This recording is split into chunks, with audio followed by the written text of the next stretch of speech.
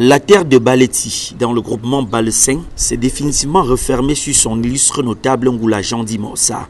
C'était au cours d'une cérémonie d'hommage tenue le 9 octobre 2021 dans l'enceinte de sa résidence, sous un ciel radieux et particulièrement hospitalier. Sur des visages attristés, la dure émotion de la perte d'un serviteur dévoué, d'un parrain exemplaire, d'un mari incomparable, d'un collaborateur infatigable et toujours prêt à servir pour l'intérêt de l'humanité. L'esplanade de la cour familiale s'est avérée bien plus étroite pour abriter cette foule immense venue des 4 coins du monde pour lui rendre un dernier hommage. Les mots étaient bien plus qu'insuffisants pour expliquer la douleur de la disparition de ce digne fils de l'arrondissement, d'après le sous-préfet de Penka Michel.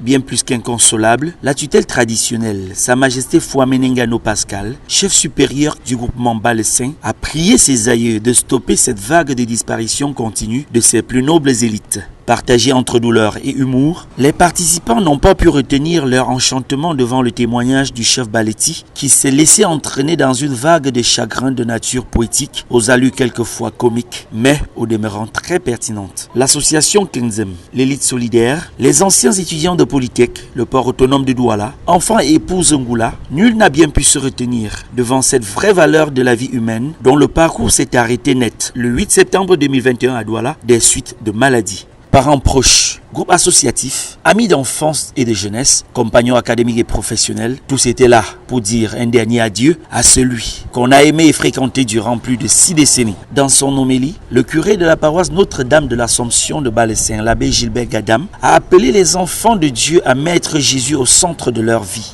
Il a invité les hommes à se passer des plaisirs de ce monde pour aspirer au bonheur infini du royaume des cieux. Une parfaite illustration de la vie de Papa Ngoula Jean qui, jusqu'au crépuscule de sa vie, s'était toujours investi pour la bonne marche des projets placés sous sa responsabilité.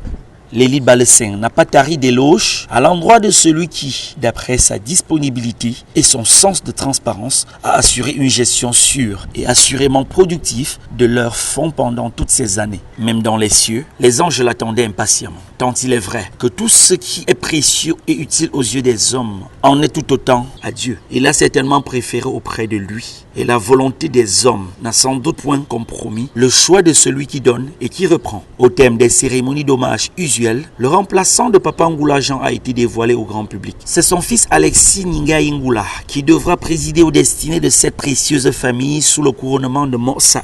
Parade culturelle, lamentation et collation pour mettre un thème à cette cérémonie d'adieu à Papa Ngoula Jean sous les hautes terres de l'Ouest Cameroun.